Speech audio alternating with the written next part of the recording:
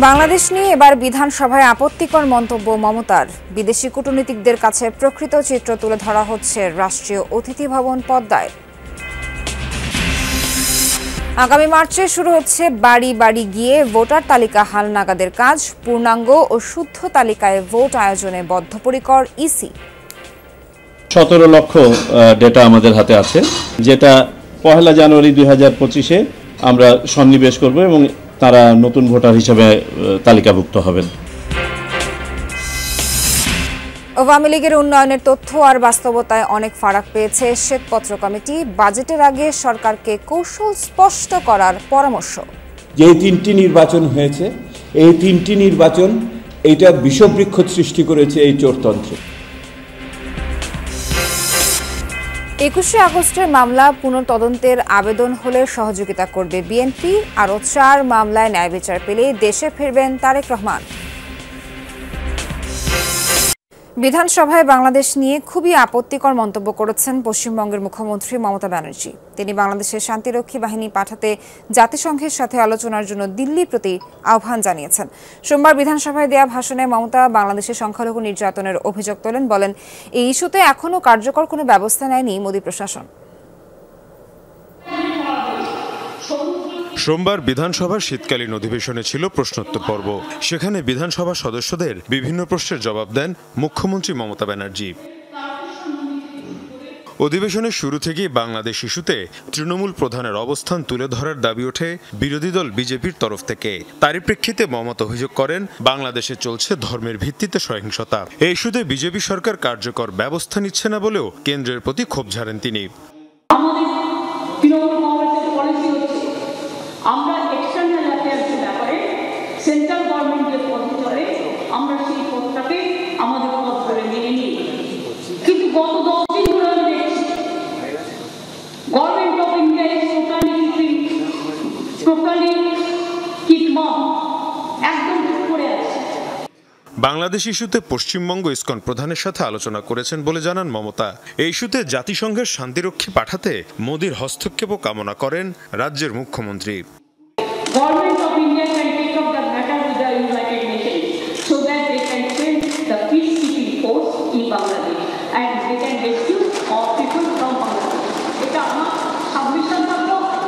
বাংলাদেশ ইস্যুকে কেন্দ্র করে কেন্দ্রীয় সরকারের সাথে পশ্চিমবঙ্গ সরকারের বিবাদ অবশ্য পুরনো। এর আগে তিস্তা চুক্তি নিয়ে একাধিকবার ঢাকার সাথে দিল্লির সমঝোতার উদ্যোগ নেওয়া হলেও তা ভেস্তে যায় মমতা সরকারের আপত্তির কারণে। এমনকি চলতি বছরের জুলাইও বাংলাদেশকে তিস্তার পানি না দেওয়ার কথা জানান তিনি। সে সময় বাংলাদেশের সাথে পানি বন্টন চুক্তি নবায়ন ইস্যুতে মোদি সরকারের সমালোচনাও করেন মমতা। মীর মুশফিকা হাসান, যমুনা নিউজ।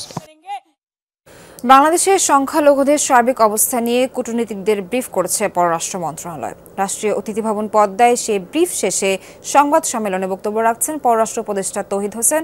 সরাসরি যাচ্ছি তার বক্তব্যে। মিডিয়ার একাংশ, আমি শুধু কোন দেশের সারা বলছি না, মিডিয়ার একাংশ তারা এটাকে যতটুকু পারা যায় একটা খারাপ পরিস্থিতির দিকে নিয়ে যাওয়ার চেষ্টা করেছে। কাজে আমাদের মনে হয়েছে যে আমাদের যে এখানে ডিপ্লোম্যাটিক কমিউনিটি আছেন তাদেরকে বিষয়টাতে একটা ব্যাখ্যা দেওয়া প্রয়োজন, যাতে তারা প্রকৃত অবস্থাটা বুঝতে পারে। আমি এটা জানি যে তাদের নিজেদেরও কিছু মেকানিজম আছে তথ্য সংগ্রহের, কিন্তু আমাদের অবস্থানটা পরিষ্কার করার জন্য আমি তাদেরকে আজকে ডেকেছিলাম।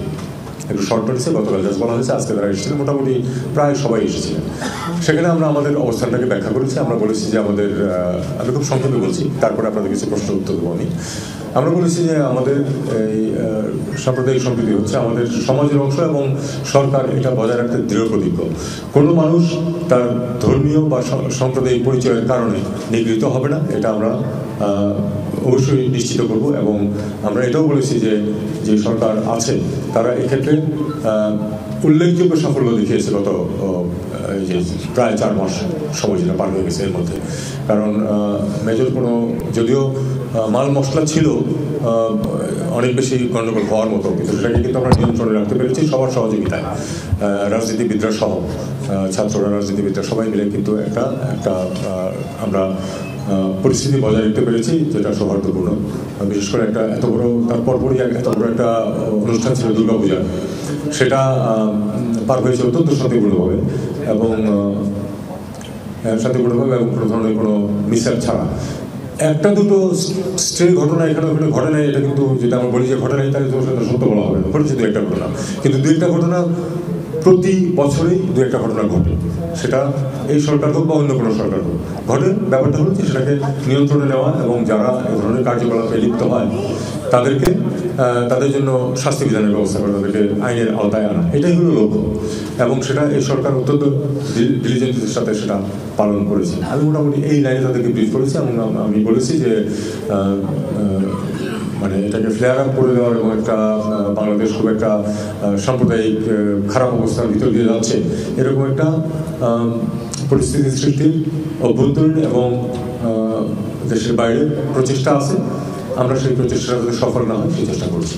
মোটামুটি এই ছিল আমার ব্রিফিংয়ের বক্তব্য। হয়তো শব্দ কিছু আরও কম বেশি হতে পারে। এ ব্যাপারে আপনাদের যদি কোনো প্রশ্ন থাকে সেটা আমাকে করতে পারেন। একজন করে আপনি শুরুতেই বলছিলেন যে এটা আপনি জাস্ট ক্লিয়ার করেন যে বিভিন্ন মিডিয়া বলতে কি বাংলাদেশের মিডিয়া বুঝেছেন না অন্য কোনো দেশের মিডিয়া?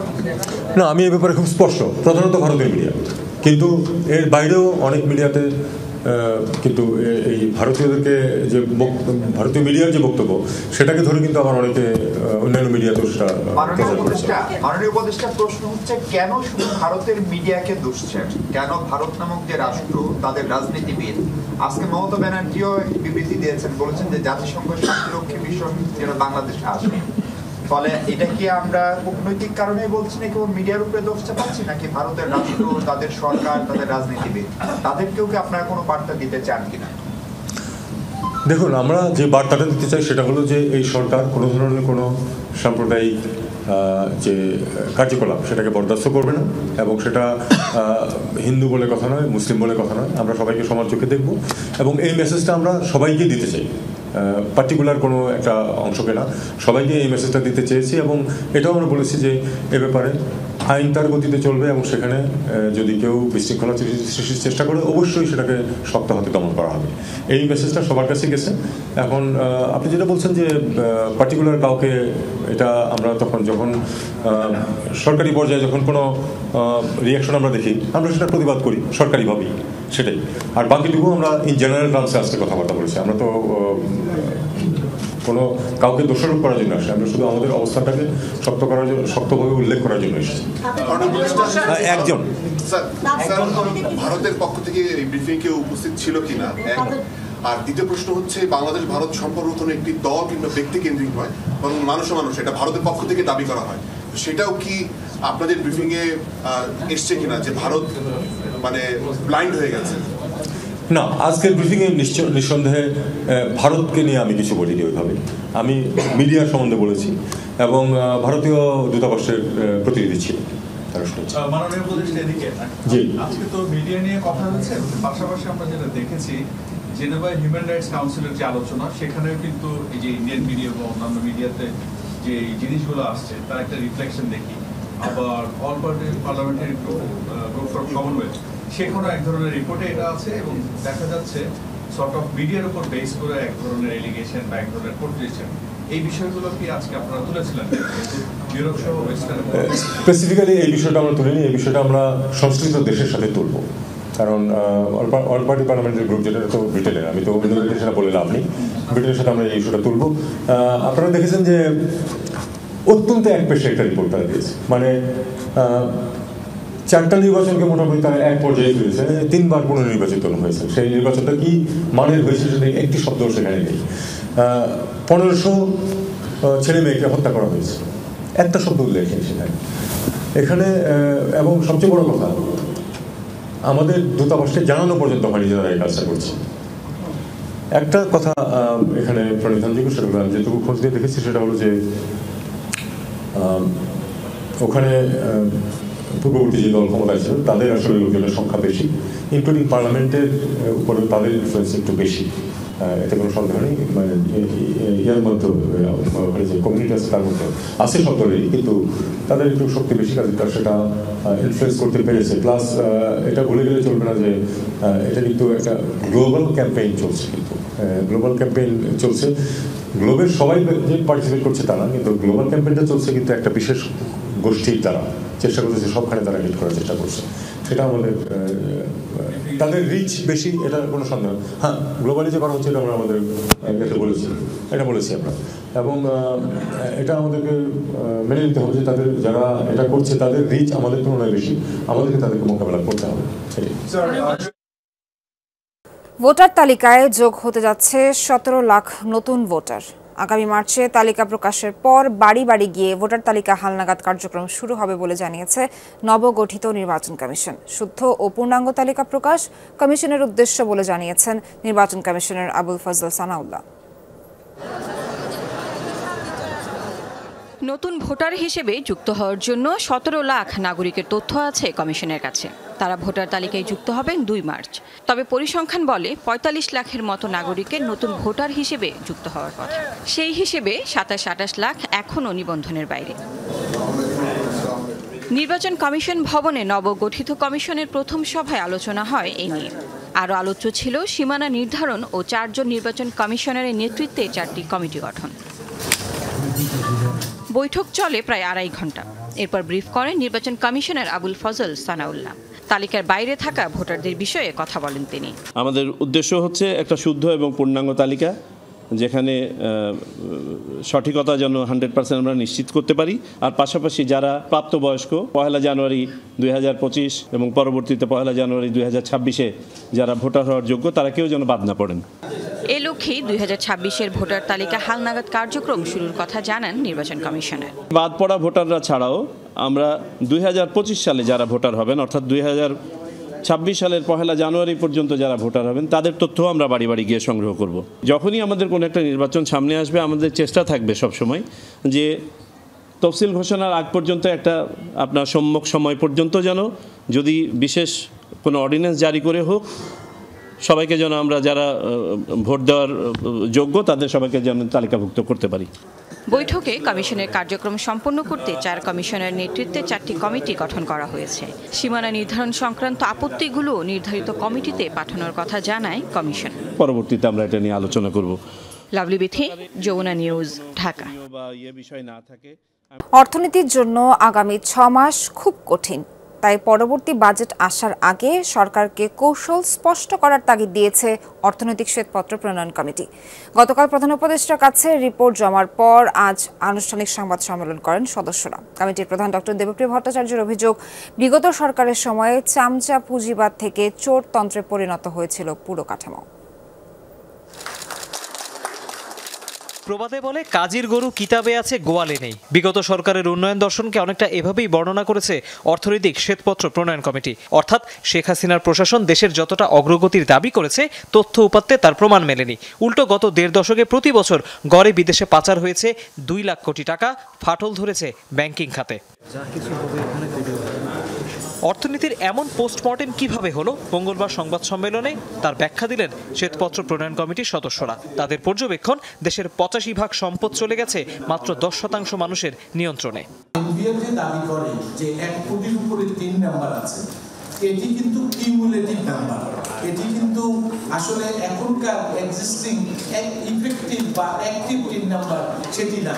আমাদের ঘাড়ে এবং আমাদের পরবর্তী প্রজন্মের ঘাড়ে দুর্নীতির মাধ্যমে এই প্রকল্প থেকে যে টাকা পাচার হয়েছে সেটা কিন্তু আমাদের কাছে থেকে যাচ্ছে। দ্বিতীয় হলো নীতির সংস্কার, পলিসি রিফর্মস, আর তৃতীয় হলো জবাবদিহিমূলক প্রতিষ্ঠান গড়ে তোলা, ইনস্টিটিউশনাল অ্যাকাউন্টেবিলিটি। এই 3টাই হলো সিঁড়ি, এই বাইরে বের হওয়ার কোনো পথ। নিজস্ব জ্বালানি উৎপাদনের যে প্রচেষ্টা, সেটা বাদ দিয়ে এদেরকে আমদানিতে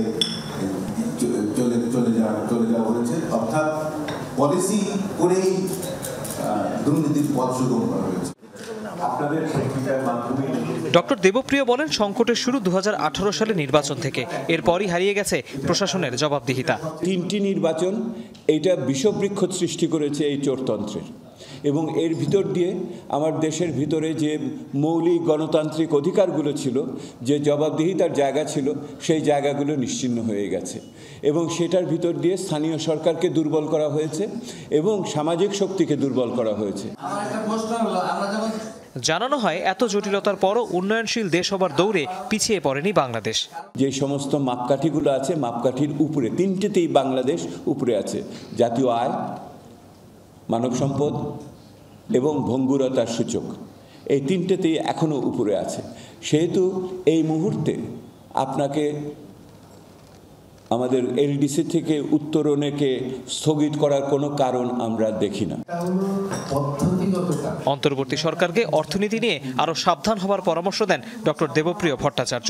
দুটো স্থিতিশীলতার কথা বলি, একটি হলো অর্থনৈতিক স্থিতিশীলতা, আরেকটি হলো আইন শৃঙ্খলা নিরাপত্তার স্থিতিশীলতা।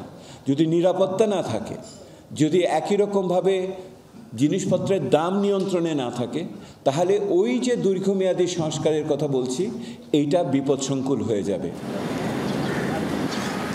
দাবি করা হয় পরামর্শক দিয়ে করালে শ্বেতপত্র প্রণয়নে অন্তত 25 কোটি টাকা লাগত, কিন্তু দেশের স্বার্থে এই কাজ বিনামূল্যে করেছেন কমিটির সদস্যরা। তৌহিদ হোসেন, যমুনা নিউজ, ঢাকা।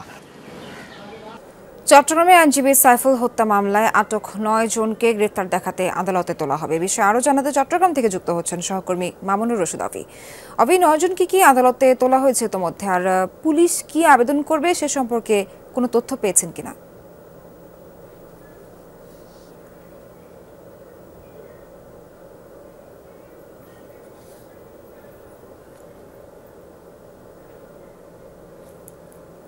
চট্টগ্রাম আইনজীবী সাইফুল ইসলাম আলিফ হত্যার ঘটনায় পুলিশের করা 3টি মামলা এবং পরিবারের পক্ষ থেকে 2টি মামলা করা হয়েছে। এখন পর্যন্ত 5টি মামলায় কিন্তু আমরা দেখেছি 9 জন আসামি সরাসরি হত্যাকাণ্ডের সাথে সম্পৃক্ততার প্রমাণ পায় পুলিশ বলছে যে ভিডিও ফুটেজ দেখে কিন্তু তারা এই 9 জনকে শনাক্ত করে এবং এই 9 জন আসামিকে কিন্তু আজকে কিছুক্ষণ আগে চট্টগ্রাম মেট্রোপলিটন ম্যাজিস্ট্রেট 6ষ্ঠ আদালতে কাজী শরীফুল ইসলাম আদালতে তোলা হয় এবং এই 9 জনকে কিন্তু হত্যা মামলায় 9 জনকে কারাগারে পাঠানোর নির্দেশ দিয়েছে আদালত। এবং আমরা দেখেছি এছাড়াও ভাইয়ের করা যে আরেকটি মামলা এবং পুলিশের যে করা 3টি মামলা, সেই বিষয়গুলোতে আসলে শুনানি হবে। এবং এরই মধ্যে আপনারা দেখতে পাচ্ছেন যে আইনজীবীরা কিন্তু বিক্ষোভ করছে হত্যাকাণ্ডের ব্যাপারে এবং বলছিলেন যে সুনির্দিষ্টভাবে সবার যাদেরকে নাম দেওয়া হয়েছে সেই সবাইকে আসলে গ্রেফতার করে আইনের আওতায় নিয়ে আসার জন্য। এবং আমরা এর আগে অর্থাৎ যারা আসামি রয়েছেন তাদেরকে আদালতে তোলার আগে একেবারেই আদালত পুরো পাড়ায় অনেক বেশি আইন শৃঙ্খলা রক্ষাকারী বাহিনীকে আনা হয়েছে এবং নিরাপত্তা জনিত কারণে। এবং আমরা দেখেছি যারা আসলে এই 9 জনকে 9 জন যে সংশ্লিষ্টতা পেয়েছে তাদেরকে তোলার কারণে এবং এরই মধ্যে আমরা দেখেছি যে একেবারে আদালত পাড়ায় নিরাপত্তা বাড়ানো হয়েছে এবং পুলিশের করা 3টি মামলা এবং পরিবারের করা 2টি মামলা এখন পর্যন্ত 39 জনকে কিন্তু গ্রেফতার করা হয়েছে। সোহান, সবশেষ তথ্য দেওয়ার জন্য ধন্যবাদ। 21 আগস্ট গ্রেনেড হামলার রায় নিয়ে কেউ সংক্ষুব্ধ হলে পুনঃতদন্তের আবেদন করতে পারে, আর এতে বিএনপি সহযোগিতা করবে। দুপুরে বনানীতে নিজ বাসভবনের সাংবাদিকদের সঙ্গে আলাপকালে কথা জানান বিএনপির স্থায়ী কমিটির সদস্য হাফিজউদ্দিন আহমেদ বীর বিক্রম। তিনি দাবি করেন প্রতিবেশী দেশের সহযোগিতায় কোনো ধর্মীয় উগ্রবাদী সংগঠন 21 আগস্টের গ্রেনেড হামলা ঘটাতে পারে। এর পিছনে বিএনপি সরকারের কোনো সম্পৃক্ততা নেই। আরও 4টি মামলায় ন্যায় বিচার পাওয়ার পরে বিএনপির ভারপ্রাপ্ত চেয়ারম্যান তারেক রহমান দেশে ফেরার প্রস্তুতি নেবেন বলেও জানান হাফিজউদ্দিন আহমেদ।